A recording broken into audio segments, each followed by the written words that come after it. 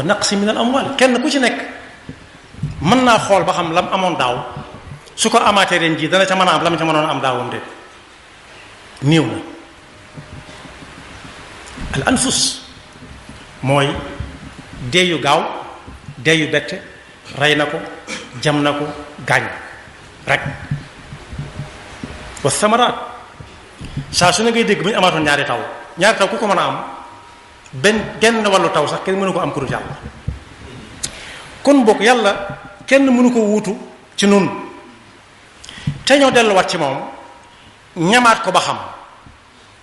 gis nga bokk yi réew yi nga xam ne lu néew ña nga teg seen tànk ci àttee suñu borom yi dangay teg fii sa yëf dem julli ji ñëwaat fekk ko fa. loolu amoon na jamono yonent bi sallallahu alayhi wasallam diine def leen a defaroon a defar ba nga xam ne kenn ku ci nekk da ngay moytu sa moroom ci lan jële ci moom bàkkaar jël àllam te joxula ko joggi mbubam te jéggaluwoo ko xool ko bët boo ko wër te xool te jéggaluwoo ko di ko yóbbaale ndax lan waajale ko sakratul mawt. waaye suñ ne àtte yi yépp ki ko doon àtte da cay juum te ñoom liñ dut xam daa bari ku ci gëmmentu képp fàtte nga ataay ja nga kafe nga doon naan nga tegoon ci taabal ji di ko naan man nga ko mu daal fa xamu woon ne man nga fa